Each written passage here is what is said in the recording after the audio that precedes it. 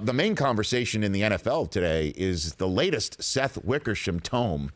Last year, he blew up with the Patriots, or he blew up the Patriots, the Belichick, Brady, pleading the fifth, Robert Kraft, Jimmy Garoppolo, Love, Octagon, whatever, the 8 different pieces to what was going on in New England. Yeah. And all it meant was that they had a chance to throw a Hail Mary and win Super Bowl 52. And they're back in the game this year. Right. So the latest one is Jimmy Haslam, the owner of the Cleveland Browns, and what's been going on behind the scenes there.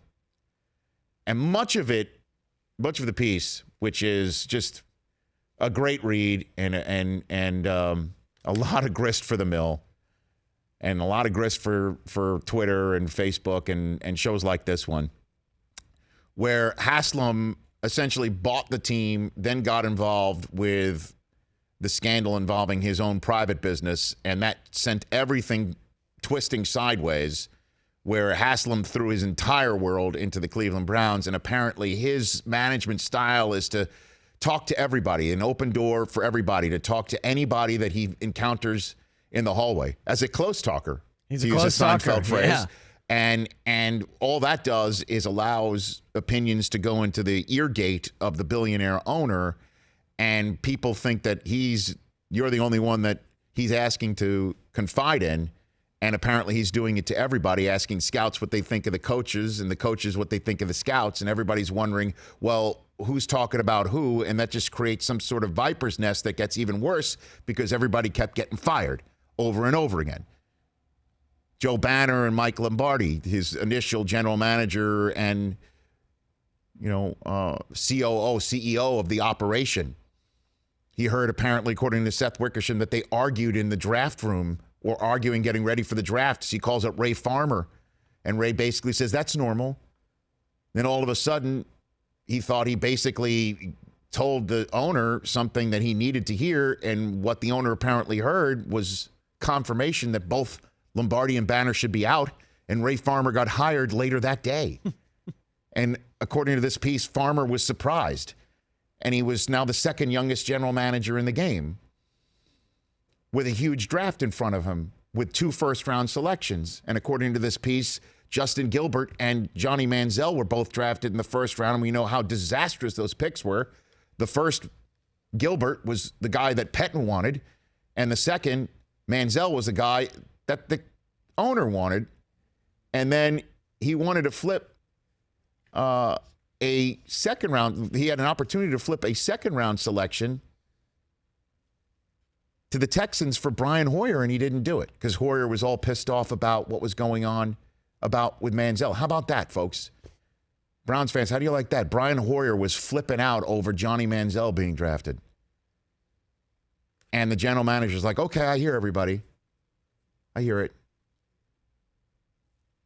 And then obviously that turned out to be a total, complete mess and horror show that resulted in the Hugh Jackson hiring, which according to this piece, the rest of the front office that was filling in for Farmer or that supplanted Farmer, Sashi Brown and Dee Podesta and the Moneyball crew, everybody voted against Hugh Jackson. They wanted Sean McDermott, your current coach of the Buffalo Bills. And the only one who wanted Hugh Jackson was Jimmy Haslam, and he went ahead and hired him. And then the Sashi Brown general manager didn't want to have Hugh Jackson hired and know how to work with Hugh. And apparently the first blow up came because Sashi Brown traded away Andy Lee, the punter, for another punter and a draft choice that eventually turned into Jarvis Landry, interestingly enough. Allowed them to draft to acquire Jarvis Landry from Miami. And Jackson got off on the wrong foot with Sashi Brown. And they all thought they were going to win 7 games the year they won 1. How about that, according to this article? And I still can't believe, I looked this up. I still cannot believe that they had Hugh Jackson coming in, and they had the number 2 overall selection in the draft, and they didn't take Wentz. And they let Philadelphia come up and take him. They didn't start off the new head coach with a quarterback. And then the next year, when it all fell to crap and they had the first overall selection and the one in the middle of the first round and 12th overall because Philadelphia traded it to them for the Wentz trade. That they chose Myles Garrett first overall, according to this piece. Hugh wanted Myles Garrett, makes every sense, over Trubisky, who they did not want. Hugh did not want, said he wouldn't back him up publicly or privately, which is amazing. I mean, Hugh got one right. Because, well, hold on a second. First of all, I was just kind of surprised that Trubisky was viewed as the best quarterback in that draft in the Cleveland draft room as well, because we all know it certainly did in Chicago. Yeah. And you can't sit here and say that was a bust. Trubisky's taken Chicago to the playoffs this year in his second year. And he's got some ability, man. You can't sit there and say that. They scored 15 points. I know. It's his first foray in the playoffs. Really. Against an Eagles team that, as we all know, if the ball didn't go off of Alshon Jeffrey's hands, they might be going to the Super Bowl again. It might be a rematch of last year's Super Bowl.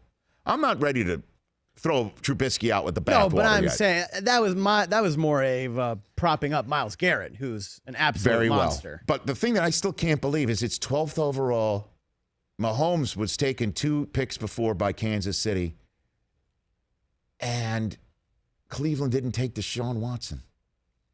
After all that, they're like, yeah, we'll trade out again. What? I mean, this just brings up all of these bizarre decisions that this piece will say were born out of a ton of dysfunction. And the whole point of it is this, is what still lingers there that is dysfunctional is the fact that Freddie Kitchens, who at this point last year had still never called a single play in his entire career and was basically, what, you want to talk about, what, 6th or 7th on the succession chart? If you want to just take, our Constitution about who succeeds who in the case of an emergency, that guy's now the head coach of the Cleveland Browns, and for many obvious reasons, you want to keep him and Baker Mayfield attached at the hip. And John Dorsey is the general manager there, who has definitely done a very good job. You got to sit here and wonder, is this the reason why they didn't go out and get? We were talking about this is the most attractive job in the NFL coming in. Was the insider take on this not as an attractive a job? Or is Kitchen the right guy? Dorsey's the right guy. Baker is just going to, doesn't matter what the hell's going on in the ownership suite. Baker is just going to make it all work. Seth Wickersham, who wrote this piece, is calling into the show in the middle of the second hour. The Rich Eisen Show, weekdays at noon Eastern on Audience.